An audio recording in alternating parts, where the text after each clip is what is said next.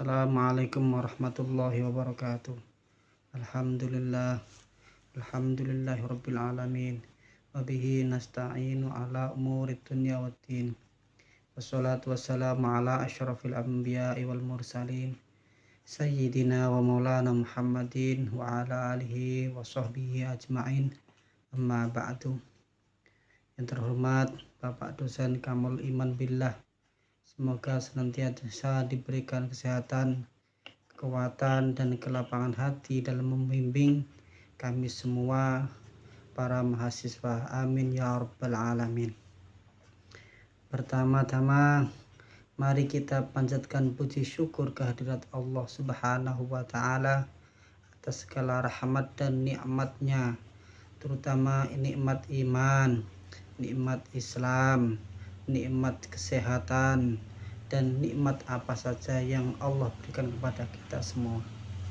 Salawat serta salam tak lupa kita haturkan kepada Nabi besar Muhammad Sallallahu Alaihi Wasallam, Nabi pembimbing kita semua, Nabi yang selalu menuntun kita semua dari zaman yang tidak enak, dari zaman yang gelap menuju zaman yang terang benderang, yaitu zaman yang penuh petunjuk, zaman yang penuh rahmat ini. Tak lupa salawat salam untuk keluarga beliau Nabi Muhammad Sallallahu Alaihi Wasallam, begitu juga para sahabat-sahabatnya dan seluruh umat beliau hingga akhir zaman. Perkenalkan, nama saya Samsul Huda. Saya berasal dari Rimbo Bujang, Kabupaten Tebo, Provinsi Jambi. Dan saat ini saya aktif mengabdi sebagai tenaga pendidik di Madrasah Aliyah Swasta Al-Ghazaliyah Darussalam yang terletak di Desa Tegal Arum, Kecamatan Rimbo Bujang, Kabupaten Tebo.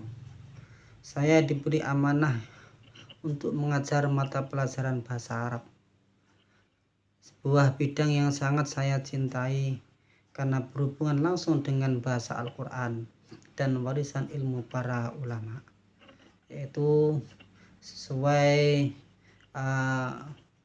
dawuh Allah, atau Allah berfirman, inna anzalnahu qur'anan arabiyyan la'allakum ta'qilun. Alasan saya memilih mengajar bahasa Arab bukan hanya karena kebutuhan kurikulum, tapi karena saya ingin menanamkan kecintaan kepada bahasa wahyu, untuk para generasi muda.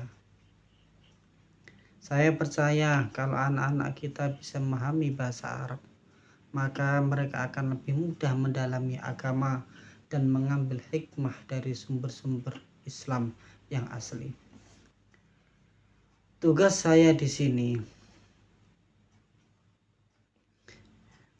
tidak hanya sebatas mengajar di kelas. Saya juga sering terlibat dalam kegiatan-kegiatan di luar pelajaran formal, seperti pelatihan pidato, bimbingan khutbah Jum'ah, dan kajian kitab-kitab. Itu yang sering kita pelajari, kitab-kitab salaf, yaitu salaf solihin dan peninggalan salafus solihin, yang dikenal di pesantren yaitu dengan kitab kuning. Saya meyakini bahwa pendidikan karakter dan akhlak justru banyak terbentuk di luar kelas, dari praktek dan pengalaman langsung. Jadi sebisa mungkin saya ikut mendampingi anak-anak dalam kegiatan-kegiatan tersebut. Lingkungan madrasah kami cukup sederhana dengan segala keterbatasan yang ada, tapi justru disitulah saya merasa tantangan dan keberkahan itu hadir. Kami tidak hanya mengajar dengan papan tulis dan buku, tapi juga dengan hati. Murid-murid kami datang dari latar belakang yang beragam. Banyak juga dari keluarga petani dan pekerja harian. Maka tugas kami bukan hanya menyampaikan ilmu, tapi juga membangkitkan semangat dan mimpi mereka. Alhamdulillah, pimpinan madrasah kami yang terhormat Bapak Muhammad Muhdar SPD yang selalu memberikan dukungan kepada para guru untuk terus berkembang dan berinovasi. Beliau sangat terbuka terhadap ide-ide baru dan selalu mendorong kami untuk memperbaiki cara mengajar agar lebih menarik dan efektif. Saya pribadi merasa masih terus belajar. Menjadi guru itu bukan berarti sudah tahu segalanya, tapi justru harus terus terbuka terhadap ilmu dan pengalaman baru. Itulah kenapa saya bersyukur bisa mengikuti kuliah ini di bawah bimbingan beliau Bapak dosen Kamalul Iman Billah. Karena melalui mata kuliah ini saya bisa memperluas wawasan, memperdalam teori, dan merefleksikan kembali apa yang sudah saya lakukan di lapangan. Baik, saya akan menyampaikan profil lembaga yang dimana saya mengabdi di lembaga tersebut, yaitu di Madrasah Aliyah Swasta Al-Ghazaliyah Darussalam yang terletak di Desa Tegal Arum, Kecamatan Rimbo Bojang, Kabupaten Tebo, Provinsi Jambi, Indonesia. Mas Al-Ghazaliyah Darussalam berdiri dalam kondisi sederhana. Jumlah muridnya saat ini sekitar kurang lebih 150 orang. Terdiri dari siswa laki-laki, perempuan dengan latar belakang yang mayoritas berasal dari kalangan menengah ke bawah. Banyak dari mereka yang berasal dari keluarga petani, pedagang kecil, atau buruh harian. Meskipun begitu, semangat mereka dalam menuntut ilmu sangat luar biasa. Kami menggabungkan kurikulum nasional dari Kementerian Agama dengan pelajaran keagamaan tambahan seperti tahsin, tahfidz, fikih amaliyah, dan pembelajaran kitab kuning sederhana. Dengan kata lain, madrasah kami berusaha menjadi jembatan antara sistem pendidikan formal dan nilai-nilai pesantren. Struktur organisasi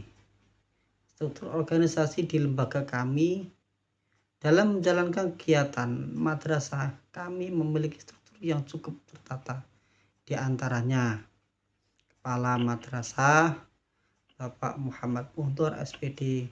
Beliau merupakan sosok yang terbuka, komunikatif, dan sangat mendukung pengembangan guru dan program siswa. Wakakurikulum beliau Ibu Eka Nur Asih bertugas mengatur proses pembelajaran, jadwal, serta mengkoordinasi evaluasi hasil belajar. Wakakesiswaan beliau Bapak Ulin Nuha yang membina karakter dan disiplin siswa. Beliau aktif memantau perilaku siswa dan mengembangkan kegiatan pembinaan seperti muhadharah dan kegiatan OSIM. Wakasarpras dan Humas yaitu beliau Bapak Muhammad Ali Nur Rahmat bertanggung jawab atas sarana prasarana dan juga menjalin hubungan dengan masyarakat, wali murid, serta pihak luar madrasah. Dewan guru yang terakhir itu termasuk saya sendiri sebagai guru bahasa Arab dan beberapa guru lainnya yang sebagian besar masih berstatus honorer. Bahkan bukan sebagian besar lagi, bahkan hampir semuanya di kita ini Dewan Guru ini adalah honorer. Itu entah itu yang memegang mata pelajaran umum ataupun memegang mata pelajaran agama Islam, pendidikan agama Islam. Ini semua rata-rata adalah honorer.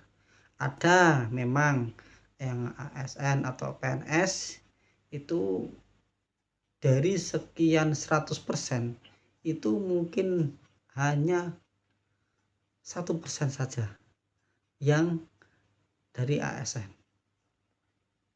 Nah, dari mata pelajaran matematika yang umum, matematika, IPA, IPS, bahasa Indonesia, bahasa Inggris, PJOK dan yang lain-lain itu rata-rata honorer. Apalagi yang pendidikan agama Islam atau PAI. PAI-nya di sini di madrasah kami, Madrasah Aliyah Swasta Al-Ghazaliyah Darussalam, itu PAI-nya Al-Quran, hadis, fikih, sejarah Islam, dan lain-lain. Dan untuk menunjang biar siswa ini bukan cuma pengalaman dalam hal di kurikulumnya saja, di kurikulum yang paten dari Kemenak, mungkin di kayak fikih, itu kan ada kurikulum paten dari Kemenak. Itu di madrasah kita itu ada tambahan, itu fikih kitab untuk sebagai pendamping pelajaran yang aslinya, kurikulumnya. Terus hadis pun juga begitu, sejarah Islam pun juga begitu, akidah akhlak juga begitu, semua ada kitabnya masing-masing. Apa toh gunanya itu? Biar anak-anak kami itu bukan cuma memahami dengan bahasa teks Indonesia saja, tapi juga bisa memahami dengan teks asli Arabnya. Artinya gimana? Walaupun kita tetap menggunakan kurikulum, tapi kita tidak mau atau tidak berusaha tidak meninggalkan warisan-warisan leluhur kita, para ulama-ulama pendahulu kita, atau para ulama-ulama yang soleh, para ulama-ulama yang dahulu yang soleh-soleh, atau dengan bahasa kita yaitu salafus soleh atau salafus solehin. Nah, itu adalah termasuk gambaran atau mapel-mapel yang dipegang oleh para dewan guru yang ada di lembaga kita. Kondisi ini maksudnya kondisi yang honorer ini penuh sama yang kuat dan saling pengertian. Komponen masa semua hal bisa berjalan dengan sumber daya yang terbatas. Problematika permasalahan lembaga. Sekarang saya akan membahas beberapa problematika yang kedatangan nyata dengan 1. Keterbatasan fasilitas dan sarana prasarana. Salah satu tantangan utama kami adalah minimnya fasilitas penunjang pembelajaran. Banyak kelas yang masih pakai papan tulis manual, itu papan tulis black white, karena berwarna putih maka itu dikatakan black white, whiteboard. Nah, blackboard, whiteboard, papan tulis warna putih yang menggunakan spidol itu masih manual. Terus kedepan selanjutnya adalah bangku yang tua, bangku yang gampang rapuh karena sudah termakan usia, itu. Dan ventilasi seadanya, ventilasi mewah biasanya itu memakai kaca atau bahkan tidak ada kacanya, langsung ada besinya gitu aja. Malah semiriwing. AC namanya bisa dikatakan AC alami, AC alamiah. Terus alat peraganya itu sangat terbatas sekali. Bahkan sangat bisa dikatakan untuk per mapelnya malah justru hanya 5% lah mungkin lah ya yang ada itu. Terus proyektor juga terbatas, ada tapi enggak apa namanya, cuma dikhususkan di suatu tempat saja. Di proyektor ini tidak apa namanya, tidak per mapel atau mata pelajaran ini bisa untuk menggunakannya. Atau perpustakaan digital ya kan masih manual, perpustakaan biasa. Untuk pelajaran IPA atau biologi, praktikum sering sekali hanya bisa diselesaikan lewat gambar di buku saja. Kenapa? Karena memang belum ada ya, belum mempunyai itunya fasilitasnya untuk belajar di IPA atau biologi itu belum ada. Rasulullah SAW bersabda yang sesungguhnya Allah mencintai seorang yang apabila mengerjakan suatu pekerjaan dia menyempurnakannya. Maka memang Allah itu mencintai dengan segala hal yang sempurna.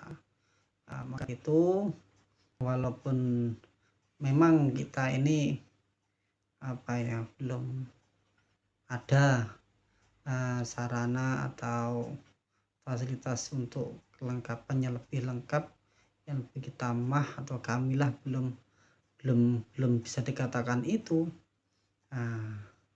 Ini tetap kita tetap berharap mendapatkan cinta Allah, walaupun ada hadis sungguhnya Allah mencintai seorang yang apabila mengerjakan suatu pekerjaan dia menyempurnakan. Artinya kita kalau dalam hal praktek di IPA, kita kan kalau tidak ada alatnya sempurna atau enggak kamil atau enggak tamah atau nah itu walaupun tidak tamah atau kita berharap Allah selalu mencintai kita. Maka dengan dalil hadis tersebut, maka membangun fasilitas pendidikan yang layak adalah bagian dari menyempurnakan ikhtiar kita dalam mendidik. Yang kedua, keterbatasannya adalah ekonomi siswa yang lemah. Faktor yang menjadi tantangan tersendiri.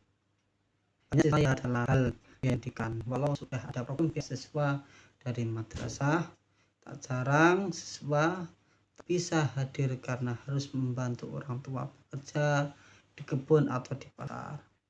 Hal ini membuat proses belajar mereka terputus-putus. Firman Allah Ta'ala yang artinya kurang lebih di surat Al-Ma'idah ayat 2, tolong menolonglah kalian dalam kebaikan, kebajikan, dan takwa. Wa ta'awanu 'alal birri wat taqwa. Ini apa? Dengan dasar itu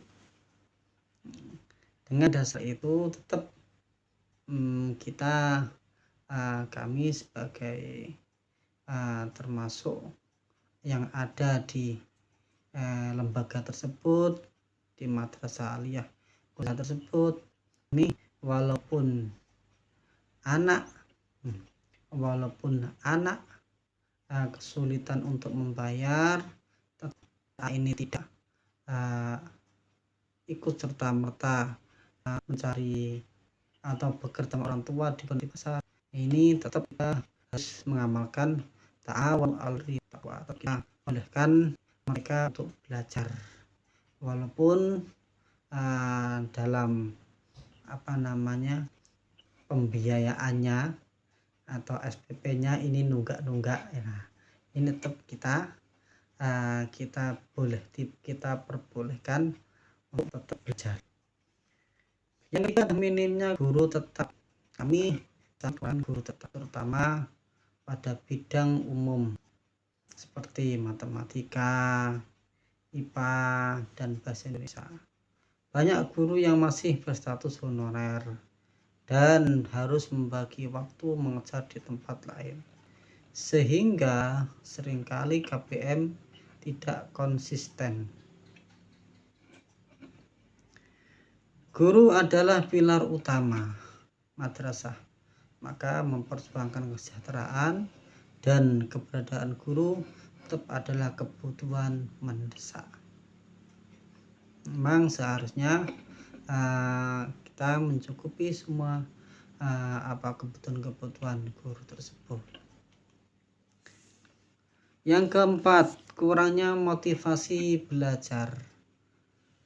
Perubahan zaman membuat tantangan pendidikan semakin kompleks.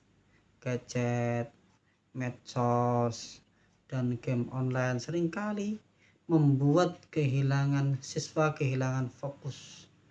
Tidak sedikit dari mereka yang mengalami kejenuhan atau bahkan kurang semangat dalam belajar, terutama pada pelajaran yang sifatnya teoritis. Untuk mengatasi ini, kami menggunakan pembelajaran yang lebih kontekstual dan menyenangkan, serta menanamkan nilai spiritual agar siswa punya motivasi internal, bukan hanya karena nilai. Nabi Shallallahu Alaihi Wasallam bersabda, yang artinya ilmu itu diperoleh dengan belajar, dan kesabaran diperoleh dengan melatih diri sabar. Memang itu itu memang ada atau bisa didapatkan atau bisa mendapatkan ilmu itu karena belajar. Belajar itu mulai dari kecil sampai ke tanah atau di tanah liang kubur atau sampai mati, ini belajar. Karena kita itu memang diwajibkan untuk selalu menuntut ilmu atau cari ilmu. Dan bukan cuma menuntut ilmu saja, tapi juga harus kita berlatih untuk sabar. Kenapa?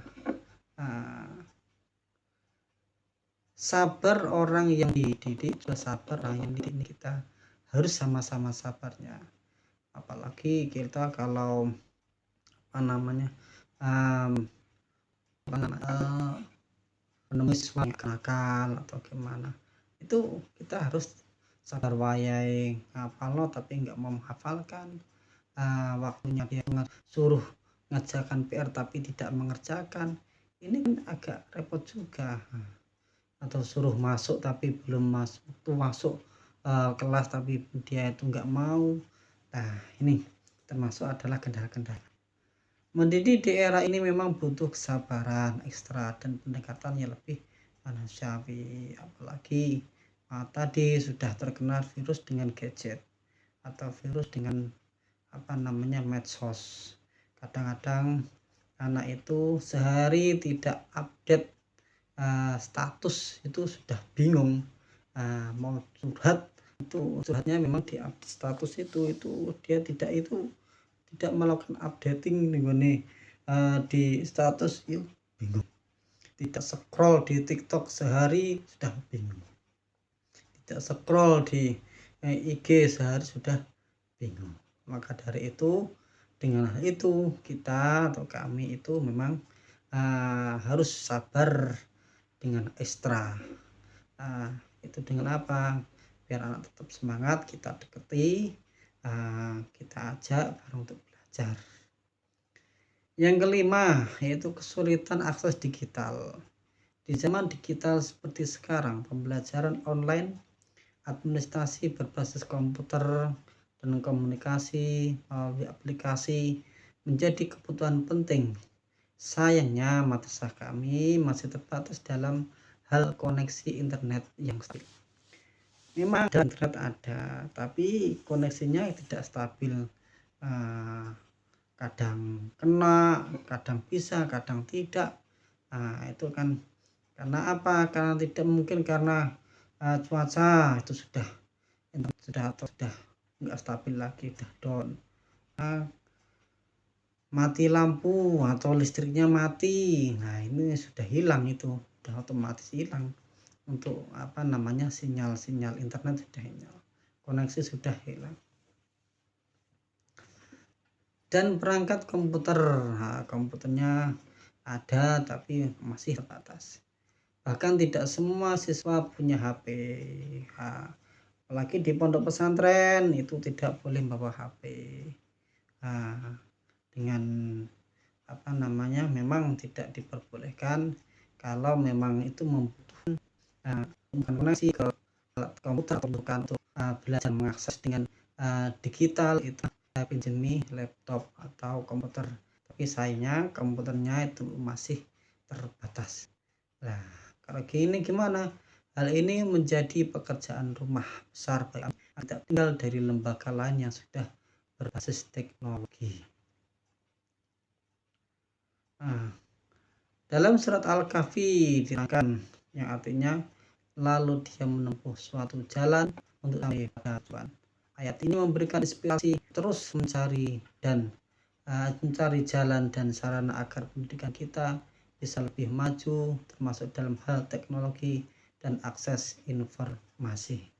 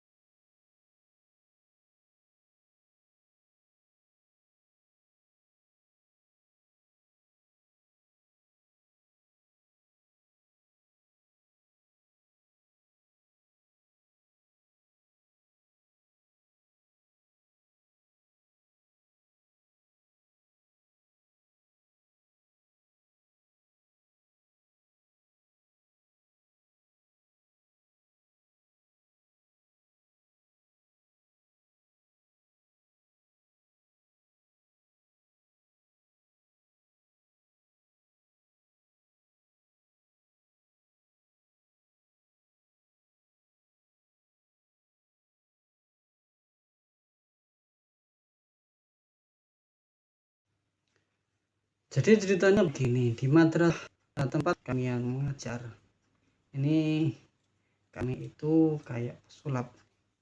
Kenapa? Karena setiap masuk kelas ini adalah tantangan untuk kami di madrasah kami.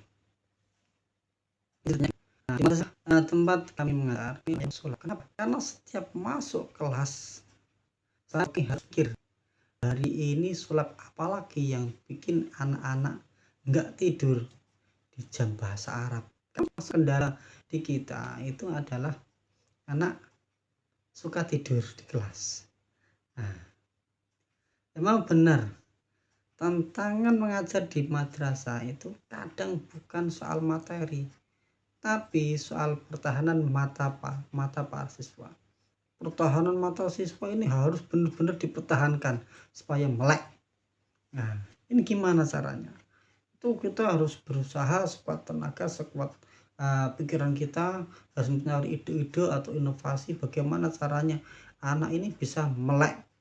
Karena biasanya kalau anak itu sudah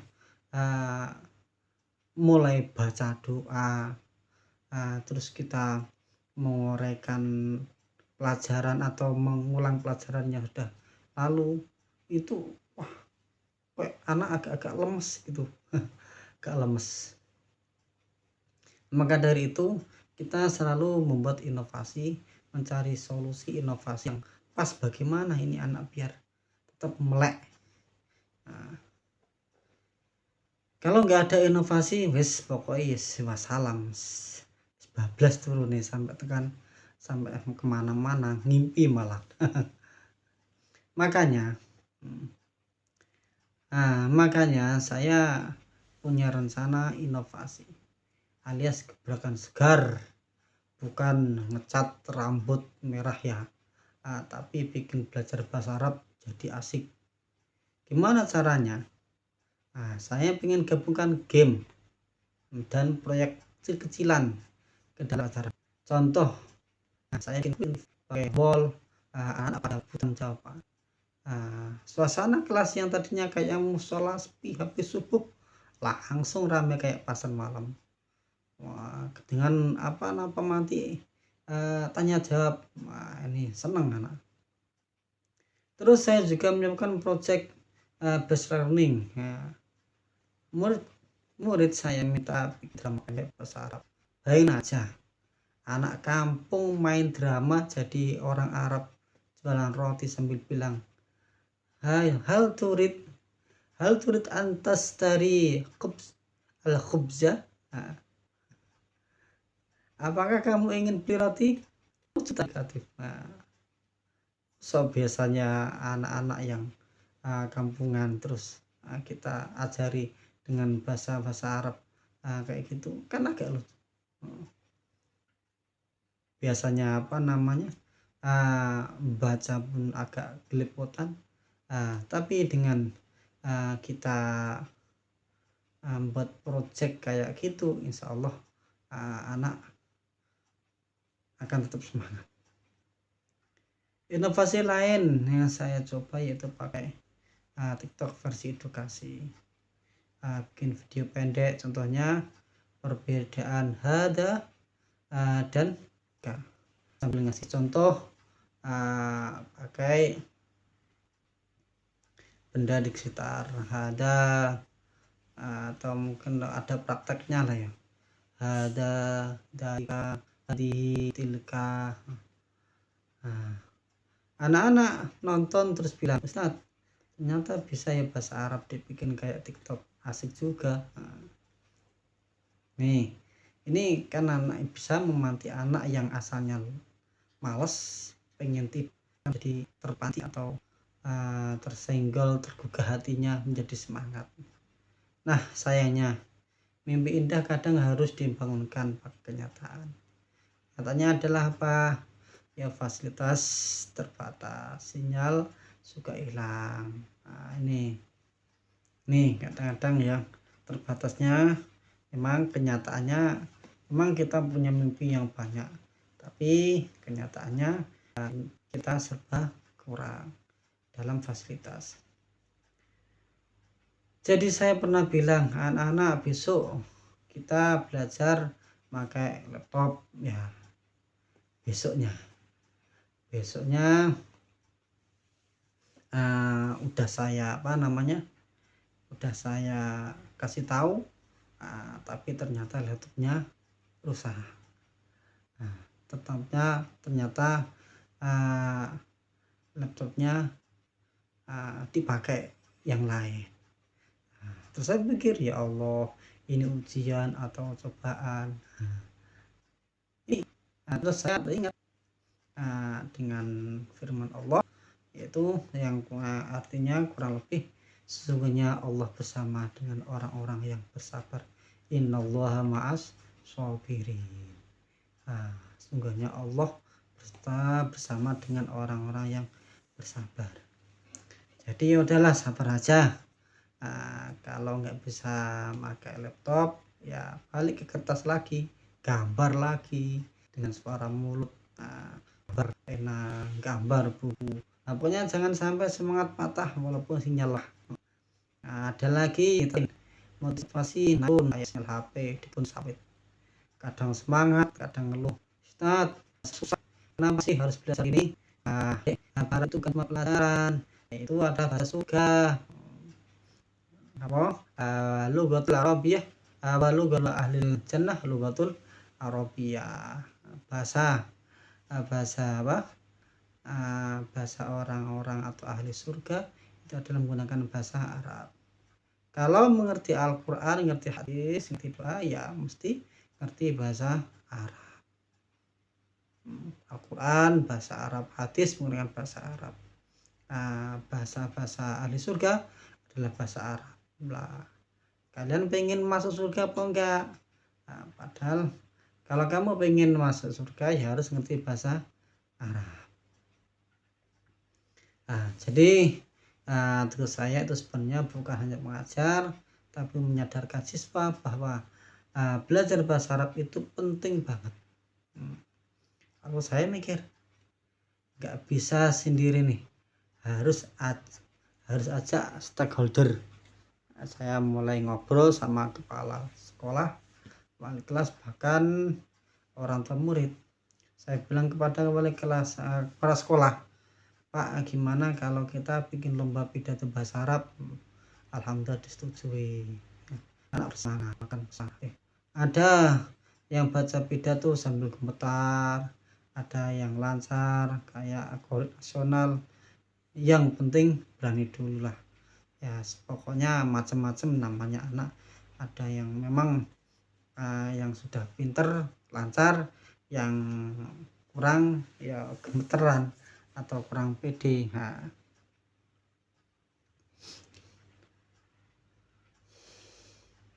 Terus saya ajak wali murid bikin program Arabic Word of the Day di grup WA. Jadi tiap hari kami share satu kata Arab, hari ini besok lusa kitab. Yang jawab dapat emot bintang dari Ustadz. Itu kerjasama dengan wali murid. Ini cara sederhana tapi bikin orang tua juga ikut belajar, karena saya percaya dan bermusyawarah dengan mereka dalam urusan itu. Artinya mereka siapa? Ya para wali murid, para kepala stakeholder, kepala sekolah. Supaya apa? Supaya kebutuhan yang ada itu bisa teratasi. Tentu semua langkah ini nggak selalu mulus. Kadang guru lain bilang capek kali Ustadz, kadang capek kali Ustadz ngurusin beginian, tapi ya saja kalau bukan kita yang kreatif siapa lagi. Karena saya percaya jadi guru bukan cuma nyampein materi, tapi nyampein semangat hidup. Kalau kita semangat, murid juga bakal ketularan. Sekali lagi saya nyoba ngajarin fi'il madhi sambil nyanyi lagu. Fa'ala fi'il madhi, yaf'ulu fi'il mudhari', fa'lan masdar. Kayak gitu. Besoknya ditanya, mereka jawab, ini kalimah apa? Doroba kalimah apa? Dahaba kalimah apa? Mereka jawab fi'il madhi tat. Udah bisa. Itu juga dan sampai sampai selesai itu dalam hal sorofnya. Maka dari itu humor adalah bagian dari strategi. Guru boleh tegas tapi jangan kaku kayak spidol kering. Kadang harus jadi pelawak motivator sekaligus ustadz dalam satu waktu. Akhirnya saya sadar inovasi itu enggak harus mahal, yang penting niatnya tulus, jalannya konsisten. Kalau niat kita karena Allah, pasti ada jalan. Kayak sabda Nabi yang artinya sebaik-baik manusia adalah yang paling bermanfaat bagi manusia yang lain. Khairun nasi anfa'uhum linnas, sarwahu Ibnu Ahmad. Hadis diriwayatkan Imam Ahmad. Nah, jadi guru inovatif itu bukan soal gelar atau gaji, tapi soal manfaat. Kalau siswa bisa tersenyum saat belajar dan bilang Ustadz saya paham, itulah reward paling besar. Seneng banget. Jadi buat saya, walaupun tantangan datang silih berganti, atau gadget kadang jadul, sinyal kayak nyawa ikan, tetap sangat semangat. Karena pendidikan itu ibadah jangka panjang. Gagal hari ini bisa jadi berkah besok. Dan selama Allah masih ngasih waktu, ngasih semangat, dan ngasih murid-murid yang kadang ngeselin tapi lucu, saya akan terus cari cara agar mereka bisa jatuh cinta pada ilmu dengan cara saya, dengan gaya saya, dengan tawa mereka.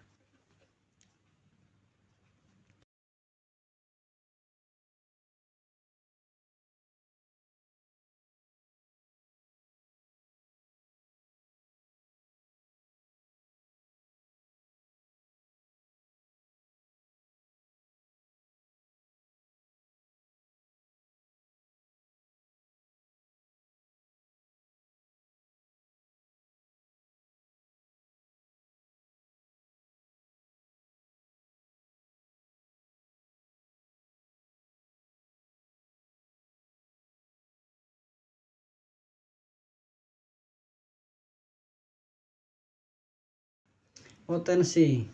Kalau ditanya soal potensi keberhasilan inovasi, saya jawab besar. Kenapa? Karena saya percaya selama guru punya niat baik, siswa punya kemauan belajar, dan lingkungan mendukung walau sederhana, maka peluang sukses itu terbuka kayak pintu gerbang madrasah pas pagi-pagi. Wah, belum terbuka lebar-lebar, esok-esok apalagi kalau inovasi yang dibuat itu menyesuaikan dengan realitas, bukan ngoyo pakai teknologi canggih. Kalau sinyal aja kayak Lilin, inovasi yang membumi, yang dekat dengan kehidupan manusia, itu biasanya lebih masuk dan lebih bertahan lama di ingatan mereka. Contoh, ketika saya ajak mereka praktek langsung bahasa Arab lewat drama atau jual beli sederhana di kelas, itu mereka cepat hafal. Kenapa? Karena mereka ngalamin, bukan cuma dengerin. Inilah prinsip learning by doing yang dari dulu diajarkan Nabi, langsung praktek. Ilmu itu didapat dengan belajar dan melatihnya. Lalu kalau disimpulkan, inovasi itu memang bukan jalan yang mulus, banyak kerikilnya, keterbatasan alat, keterbatasan SDM, bahkan kadang keterbatasan semangat.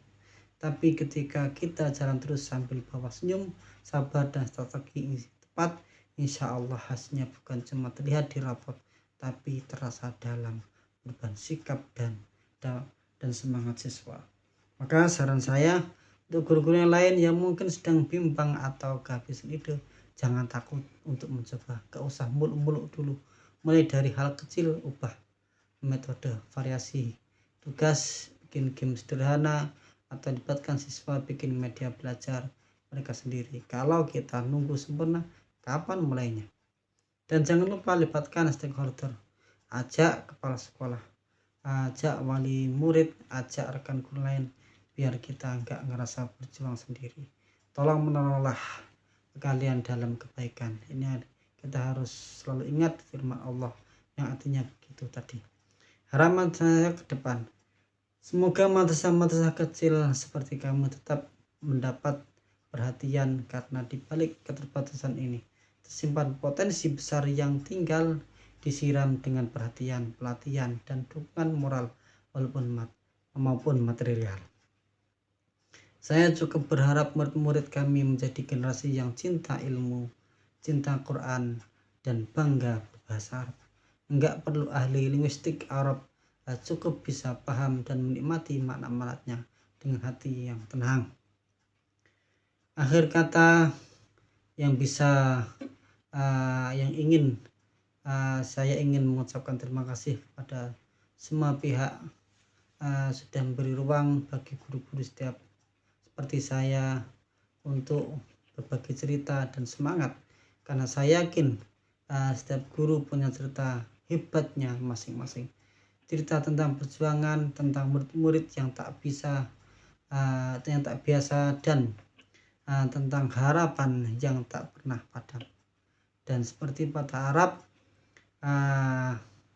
manjada wajada, barang siapa yang bersungguh-sungguh, dia akan mendapatkan hasilnya. Semoga semua langkah kita dalam mendidik menjadi jalan pahala yang terus mengalir hingga akhir hayat nanti. Sekian dari saya, apabila ada kata yang salah mohon maaf. Wal afu minkum. Billahi taufiq wal hidayah. Assalamualaikum warahmatullahi wabarakatuh.